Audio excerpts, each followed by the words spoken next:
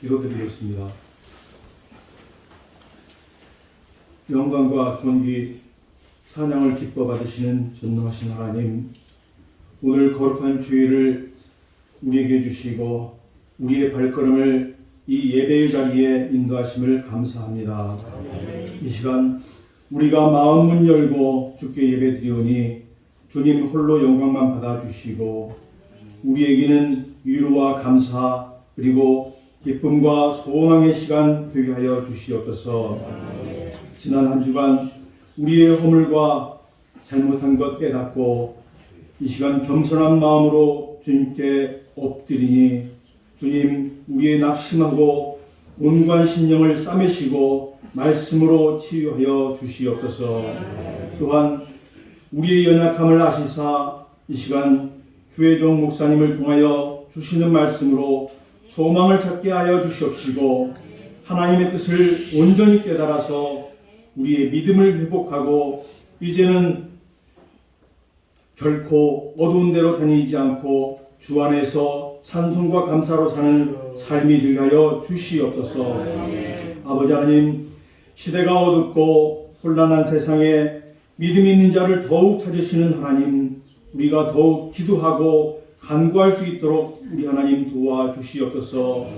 내 삶과 가정의 문제 그리고 직장과 사업을 위해 또 우리 교회가 해야 할 사역들을 위해 기도에 열심을 다하는 우리 대광의 성도들 다 되게 하여 주시옵소서. 아버지 하나님, 우리가 기도할 때에 결코 낭망치 않으며 그리고 쉬지 않고 기도할 수 있도록 우리 하나님 은혜 내려 주시옵소서.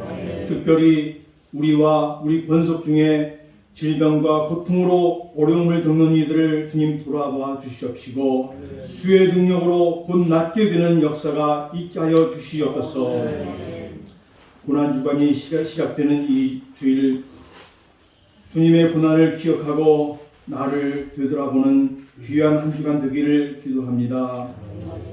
하나님, 우리를 사랑하심과 묵묵히 세상죄와 십자가를 지키기까지 그의 뜻을 따랐던 예수 그리스도의 삶을 우리도 순종하며 그리고 감사하며 기도하는 시간들이 되어줄 수 있도록 우리 생활을 인도하여 주시옵소서. 더불어 악한 사단의 유혹과 시련을 이겨내고 그리고 견딜 수 있도록 날마다 우리의 기도가 끊어지지 않도록 우리 하나님 주께서 우리를 더욱 힘 주시옵소서. 이 땅에 많은 교회와 성도들에게도 주님 안에서 복음을 전하며 기도할 수 있도록 주님 도와주시옵시고 인권이 말살된 저 북한 땅 우리 형제들에게도 하나님의 복음이 전해져서 저들도 예수 이름으로 구원받고 하나님 백성 되는 기쁨을 마음껏 찬송하는 그날이 속해 오게 하여 주시옵소서. 아버지 하나님, 이 예배와 말씀을 우리가 사모합니다.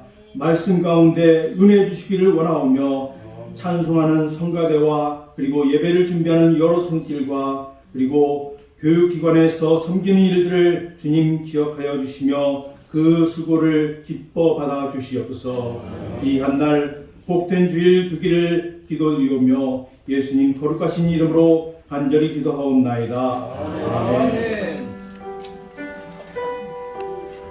하나님 우리의 귀에 응답해 주시옵소서. 하나님 주의 이름을 인도해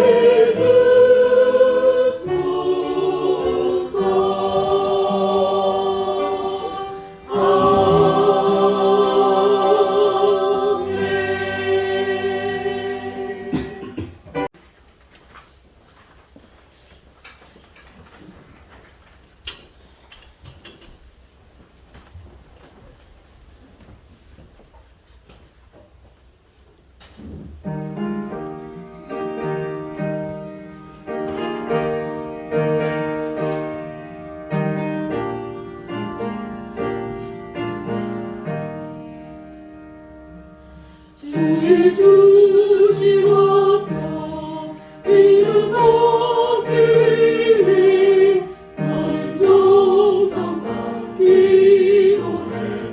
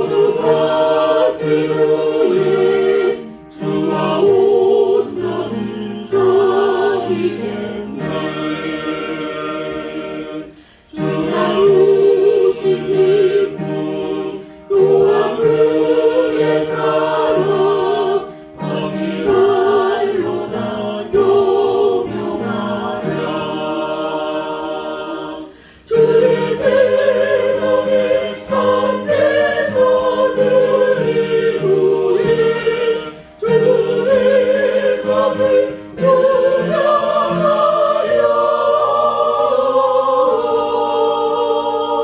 주의 뜻을 따라 그와 동행하면 영생 복락을 누리겠네. 아멘. 감사합니다. 히브리어나 헬라어에서는 은혜라고 하는 단어를 여러 가지로 또 그 뜻도 여러 가지로 사용되지고 있습니다. 히브리어에 보면은 하난이라고 하는 것은 우리로 말하자면 은혜인데 이 하나님의 뜻은 뭐냐? 구부린다. 아랫사람에게 호의로 몸을 굽힌다. 준다 하는 것을 가르치고 있습니다. 이 단어의 뜻을 보면은 은혜라고 하는 것이 어떤 뜻인가 하는 것을 보여주고 있는데 하나님이 이 땅에 오셔서 몸을 굽히시고 낮추시고 이 땅에 오셔서 우리에게 자신의 생명을 다 내준 것, 이것이 은혜라고 하는 것입니다. 높으신 하나님께서 낮고 천한 우리에게 베풀어 주시는 사랑과 배려, 이것이 곧 은혜라고 하는 것입니다. 히브리어에 나타나 있는 은혜라고 하는 것은 카이로라고 하는 단어를 씁니다. 카이로라고 하는 단어는 유쾌하다, 은은히 행복하다 하는 뜻을 가지고 있습니다. 자, 이 말씀을 해석한다고 하면은 은혜의 성격과 그 은혜에 대한 결과의 삶이 무엇인가 하는 것을 보여주고 있는데, 하나님께서 우리에게 베풀어 주시는 은혜를 통하여서 내가 유쾌함을 느끼고 또 내가 유쾌한 마음을 통하여서 웃으면서 내 삶이 어떻게 해요? 행복하다 하는 거예요. 은은한 행복이라고 그랬잖아. 그지? 행복이 넘친다고 하는 것이에요. 오늘 기분 좋은 일이 별로 없어요. 유쾌한 일이 세상에 별로 없습니다. 어떻게 보면 점점 웃을 일도 없는 것 같아요. 지난 주일날 제가 설교를 끝나고 내려오니까 이상한 얘기가 돌아요. 오늘 목사님 뭐 기분 좋은 일이 많은가 봐. 아니, 목사님 바람에 호파에 바람이 들어가나? 아니, 누구처럼 마약을 먹었나? 그게 아니야. 오늘 답이 나왔어. 왜 그래? 하나님의 은혜를 생각하니까 점점 유쾌하고 웃음이 넘치고 또 행복한 삶으로 재미를 꿈꾸며 나아간다 하는 거지. 이게 은혜라고 하는 거야. 그 은혜로우니까 웃으면서 설교할 수 있군요. 그럼 지금까지 인상 맞으면서 설교. 자, 이것이 하나님의 은혜라고 하는 거예요. 오늘 바울의 경우를 생각해 보면은요, 바울은 왕족이 아니에요. 귀족이 아니에요. 그러나 보통 유대인보다는 좀 어떻게 보면은 그 보통 유대인보다는 조금 한 단계 업그레이드된 가정에서 자랐다 하는 것을 우리가 성경에서 엿볼 수 있어요. 그는 정통 유대인으로서 베냐민 지파의 사람이었고 유대인이면서도 특이한 것이 있는데 그것이 뭐냐면 로마의 시민권을 가져요. 유대인들이 로마의 시민권을 가진 것이 그 당시 어려운 일이거든요. 근데 로마의 시민권을 가졌어요. 그리고 유명한 율법학자인 가말리아 선생의 문화로서 율법을 아주 충만하게 공부한 사람이라고 하는 것이에요. 그런데 그가 예수 믿기 시작하면서부터 달라졌다고 하는 것입니다. 믿으니까 문제가 불거져요, 이 사람은.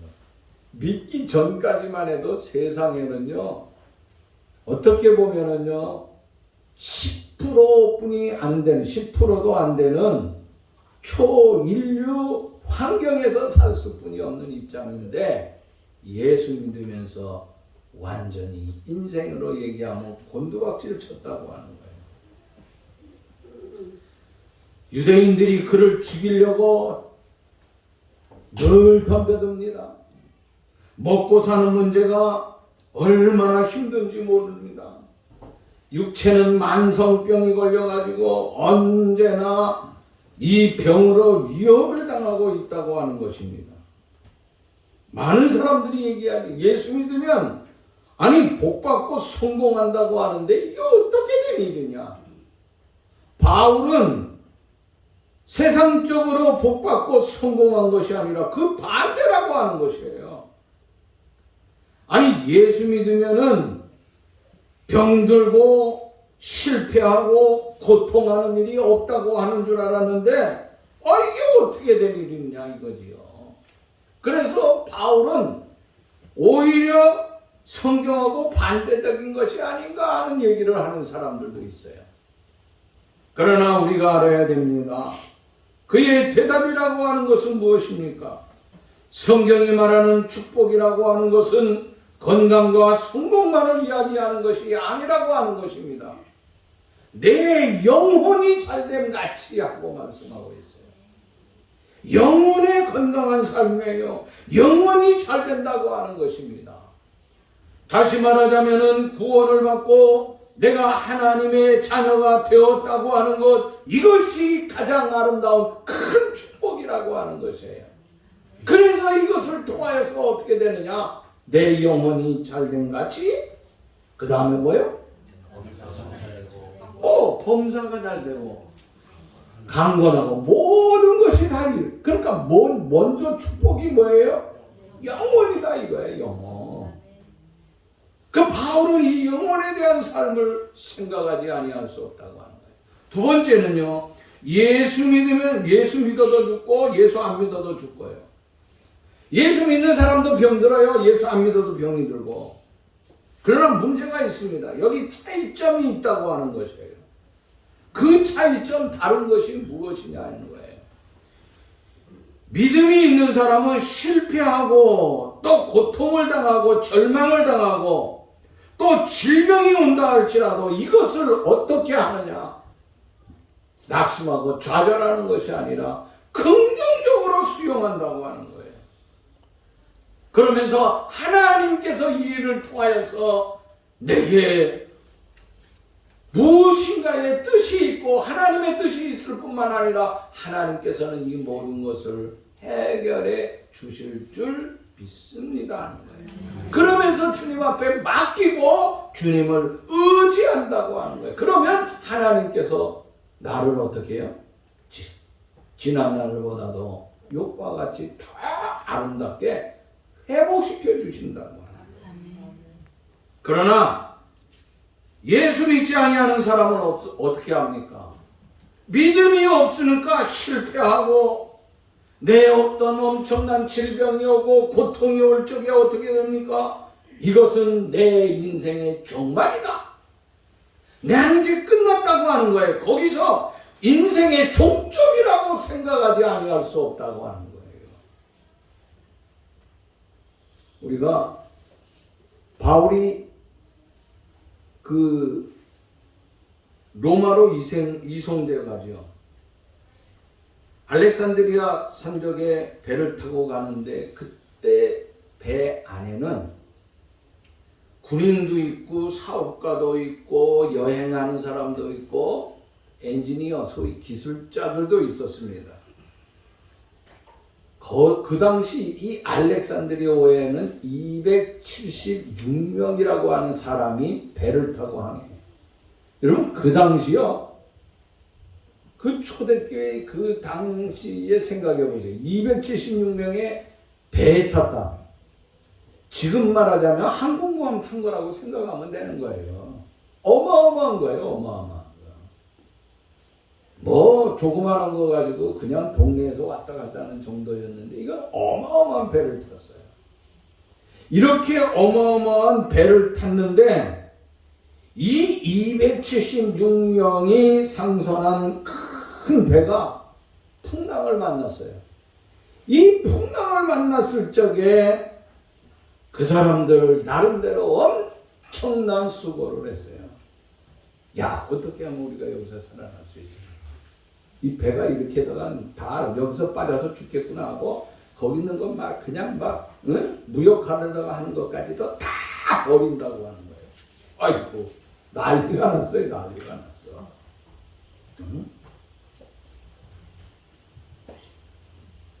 그러면서 거기에 있던 276명 가운데 275명은 다 모든 삶을 포기한 거예요. 이건 이제 내 개인에게 있어서 종말이라고 하는 거예요. 개인적인 종말이 왔다고 생각한 거예요. 이제 나는 끝이구나. 내가 생명이 조금이라도 살 수 있는 것은 여기 무거운 거 다 바다에 던져버리자. 이게 쓸데없는 거다. 내 사는 것이 문제지 무슨 뭐 이까진 거 뭐가 문제겠느냐. 나중에 또 더 나 살기만 하면 되는데.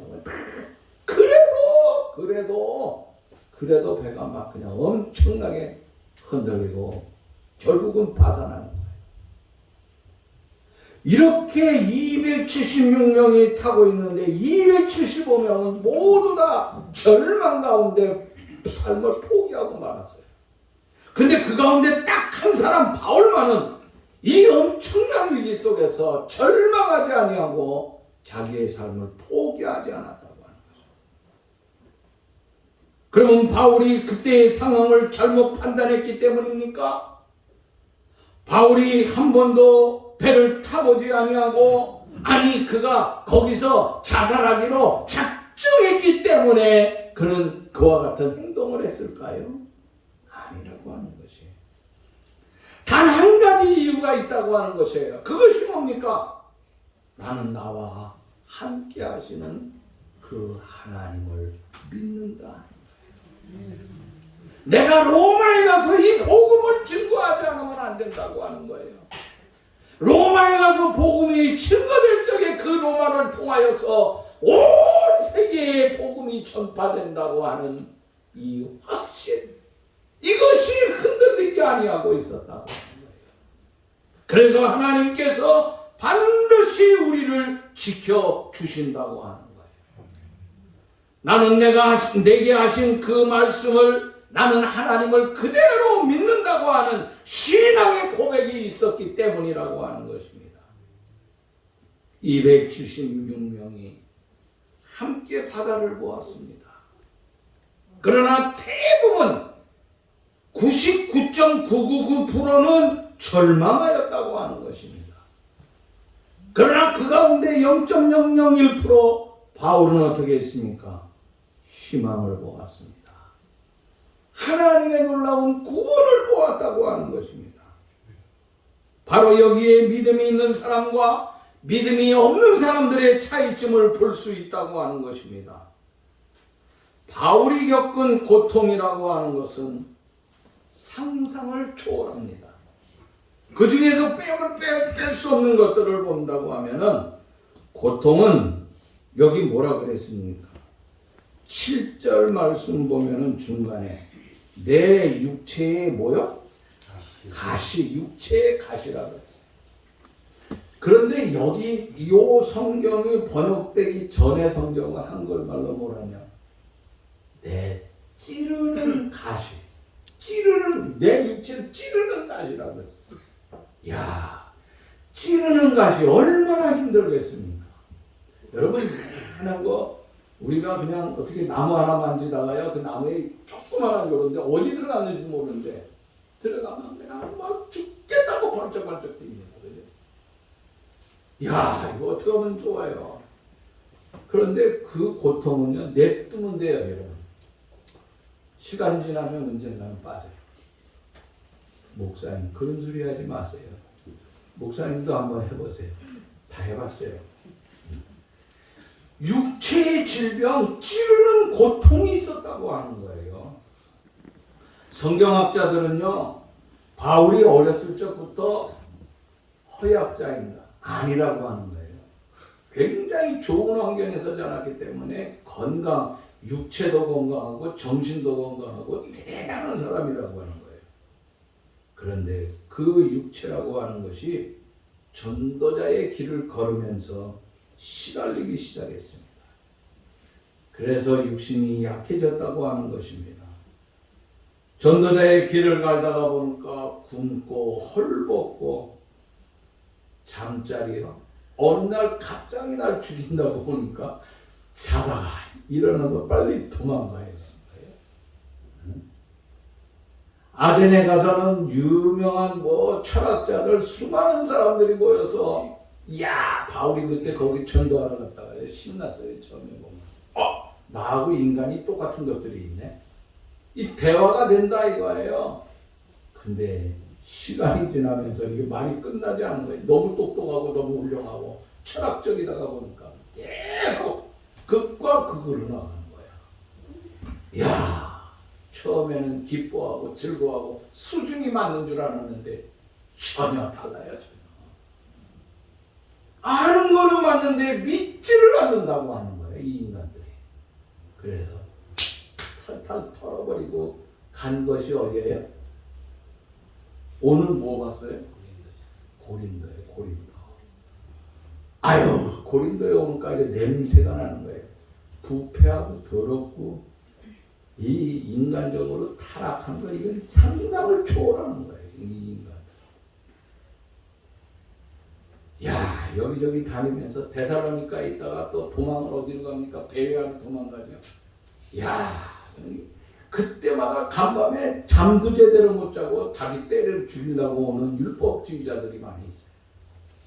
그러니까 이 몸이라고 하는 것이 만신창이가 됐어요. 거기다가 또 억울하게 감옥까지 들어가게 해. 옥고를 치르고 나왔으면은 그러면 좀 냅두면 되는데 반대파들이 계속 죽이려고 쫓아다니는 거예요. 주변에 바울을 괴롭히는 그 스트레스에 엄청난 시달림을 당하였어요. 예수님 만나기 전에 어떻게 됐습니까? 그가 예수님 만나기 전에 다메섹 길로 가다가 하늘에서 빛을 보게 되잖아요. 그때 눈이 이게 문제가 생긴 거예요. 심정은요, 여러 사람들을 통하여서 쇼크를 받아가지고 이게 심장병도 있어요. 또 소화는요, 그렇게 엄청난 스트레스를 받으면서 먹고 사는 게 편안하지 않아요. 그러다가 보니까 굶기도 하고 또 빨리 먹고 도망도 가고 빨리 또 말씀을 듣잖아요. 그 식생활에 이게 규칙이 없어요. 그러니까 위장장애가 일어났다고 하는 거예요. 이런 모든 것을 통하여서 바울이 엄청난 고통을 당했던 거예요. 바울은 육체의 가시, 견디기 어렵고 고통이 심한 질병이 있어요. 그래서 이를 위해서 바울이 어떻게 했습니까? 여러분, 이 정도 몸이 아프면 어떻게 해요? 응? 이 정도 아프면은 정현진 권사님 어떡하지? 어떻게 해? 어디 병원 가서? 명지병원 가세요? 성모병원 가세요? 아유, 그럼 잊어먹은 조금. 아니 내가 병원에 가서 시술 받고 온 것도 잊어버렸네. 며칠 전에 얼마 전까지만 해도 세상 따라간다고 아파서 말도 못했어요. 나는 저분이 여자 바울인가 그냥 하도 힘들어요. 보라매 병원 갔어요. 보라매. 아, 보람의 병원 갔구나. 독수리를 달고 보람의 병원을 갔어요. 그래가지고 신과 능력을 받아가지고 독수리의 능력을 받아가지고 아유 너무 기뻐서 아까 끌어안았네. 우리 집사람 안 봐서 다행이야. 얼마나 좋은지 몰라. 권사님 건강해져서. 자, 내가 뭔 얘기했냐. 저렇게 아프니까 어디 가요? 보람의 병원 갔다고. 아프니까 우리는 우리 병원 가잖아. 바울은 너무너무 아파서 보람의 병원도 없어. 그래서 그가 할 수 있는 것이 오늘 8절 말씀 보세요. 보면 이것이 내게 떠나가기 위하여, 이 아픈 고통 엄청난 것들이 다 떠나가기 위하여 내가 몇 번 기도했다고요? 3번 간구했다 그랬어. 3번을 애절하게 매달렸다 이거야. 이것은 어떤 학자들이 얘기하고 있습니다. 이것은 상징적으로 3번 기도했다. 여러 번인데 3번을 얘기했다. 이렇게 하는 사람도 있지만 그게 아니에요. 대부분 뭐라 그러냐? 진짜 3번 애절하게 기도했다고 하는 거예요. 예수님도 십자가를 지기 전에 어떻게 했습니까? 겟세마네 동산에 올라가서 애절하게 몇 번? 3번 나왔어요. 나는 물어볼 적에 미리 답을 주잖아요. 그죠? 꼭 답을 주고 물어봐. 그래도 모르나. 좀 몰라야지. 알면은 내가 어떻게 해야 돼. 바울은 3번씩 애절하게 기도했어요. 이야, 참 상상을 초월합니다. 그런데 그가 기도하고 나니까 하나님께서 이 애절하게 기도하니까 야, 너 이제 끝났다. 내 몸 다 풀렸어. 내가 너에게 엄청난 것을 줄게. 욕과 같이 지난날보다도 엄청난 복을 줄게 하면서 확 내려주신 것이 아니라고 하는 거예요. 3번씩 애절하게 기도했어. 내가 주님께서 십자가를 지시기 입자가 안 되려고 겟세마네 동산에서 3번씩 애절하게 땀방울이 변하여 핏방울이 되기까지 기도했는데 하나님의 뜻이 뭐예요? 십자가를 치라고 하는 거예요. 근데 바울에게 나타난 응답이 뭐냐 이거야. 응답 9절 말씀. 나에게 이르시기를 하나님께서 응답하는 거야. 그 다음 뭐라고 그랬어요? 내 은혜가 내게 족하도다 하면서 말씀하고 내 은혜가 내게 족하다고 하는 것이에요. 내 아픈 그대로가 좋다고 하는 거예요. 그 아픈 그것도 너에게는 은혜 중에 은혜로다 하고 하나님께서 그에게 응답하신다고 하는 거예요. 육체의 가시 찌르는 가시가 떠나게 해달라고 하나님 애절하게 눈물을 흘려 기도했는데 그대로가 좋아. 너 그것도 은혜라 하는 응답이라고 하는 것이에요. 자, 이 말씀을 통하여서 우리가 생각할 수 있는 교훈은 2가지로 보여집니다. 첫째는 나에게 좋은 것만이 은혜가 아니라고 하는 것이에요. 그죠? 바울을 통하여서 느끼는 것이 다시 말하자면 나에게 해롭고 불리하고 원하지 아니하는 것들도 은혜 중에 은혜라고 하는 것입니다. 우리의 몸의 구조를 생각해 보면은 내 몸에 있는 솜털 하나, 눈썹, 머리털, 오장육부, 맹장까지도 필요하지 아니하는 것이 하나도 없다고 하는 거예요. 어떤 사람은 맹장이 필요 없다고 해요. 아니에요. 하나님께서는 그것도 내 육체에 필요하니까 내게 준 거야. 너무 아파하니까 그걸 띄어도 살 수 있다고 하는 것이지 그것이 필요 없다고 하는 것은 아니에요. 자, 우리는 여기서요, 인생이라고 하는 것은 때로는 가시가 있을 수 있어요. 장미는요, 장미는 향이 아름답지만 장미향이 뭐지? 샤넬 파이브지?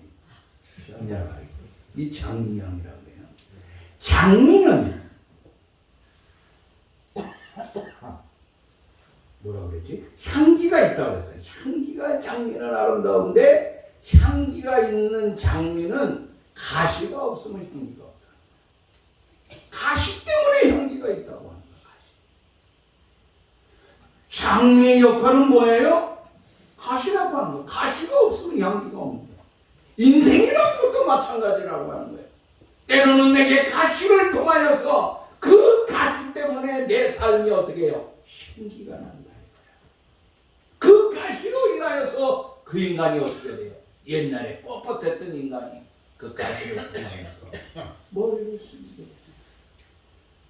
그리고 남들에게 머리를 숙이면서 굽히면서 머리를 숙이고 이게 낮아지는 것. 이게 뭐예요? 아까 뭐라고 그랬지? 은혜라고 그랬잖아. 높은 것을 내려와서 낮아져.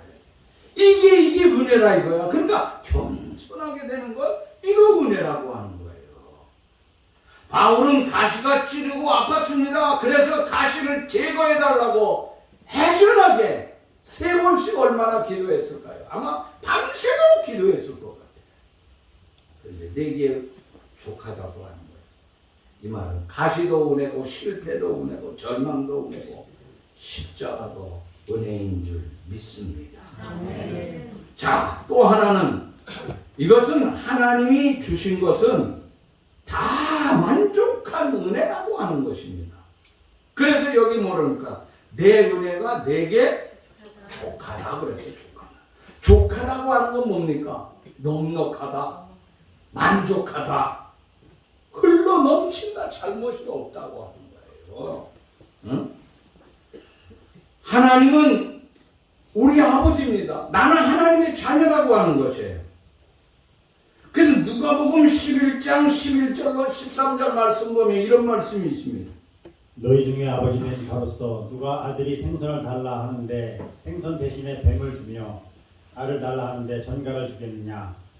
너희가 악할지라도 좋은 것을 자식에게 줄 알거든. 하물며 너희 하늘 아버지께서 구하는 자에게 성령을 주시지 않겠느냐? 아멘. 육신의 부모도요 자식에게 좋은 것 줄 안다고 그랬어요.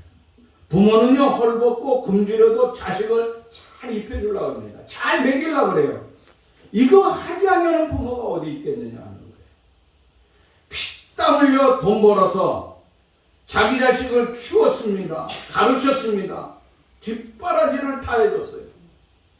그리고 이만하면 됐겠지 했는데 그게 아니에요. 있는 것 더 주고 싶어 하는 거. 그래서 다 주고 싶어 하는 것이 누구예요?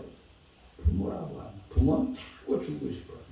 하물며 오늘 하나님 아버지 천부께서 나에게 더 좋은 것을 주시지 아니하겠느냐 하는 거죠. 우리 하나님께서는 저와 여러분들에게 풍족하고 아름답게 족하게 넘치도록 주실 줄 믿습니다. 자, 우리는 그러면 그 주신 족한 은혜에 대해서 어떻게 해야 되느냐? 감사해야 된다. 감사는 어떻게 해야 되느냐? 첫째, 현재 받은 은혜를 감사해야 된다고 하는 거예요. 고린도후서 2장 6장 2절 말씀 보면 이런 말씀이 있습니다. 내가 은혜를 베풀 때에 너희에게 듣고 구원의 날에 너를 도왔다 하셨으니 보라 지금은 은혜 받을 날 만한 때요 보라 지금은 구원의 날이로다. 지금은 은혜 받을 만한 때요 보라 지금은 뭐예요? 구원의 날이로다 그랬어요. 지금 현재 내가 받은 은혜에 대해서 우리가 해야 될 것이 뭐냐? 은혜를 감사해야 된다고 하는 거예요.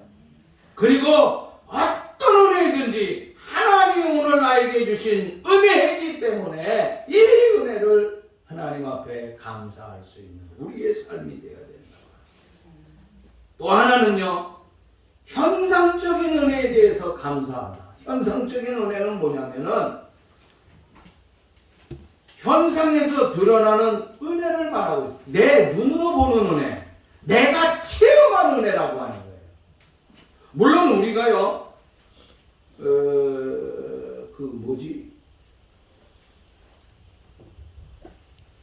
CBS에서 하는 거 뭐 있잖아. 응? 방송 새롭게 하소서 보다가 깜짝 놀라잖아. 응? 왜 놀래? 새롭게 하소서를 통하여서 느끼는 게 있는데 거기서 나와서 간증 같은 걸 많이 하냐. 그럼 우리가 그것을 들으면서 이것을 내 것으로 삼아지면서 참 은혜가 된다 그래. 남을 통하여서도 은혜를 받지만은 내가 그것을 직접 느낀 사람들이 있어요. 그래? 내가 체험한 사람들이 있다 이거야.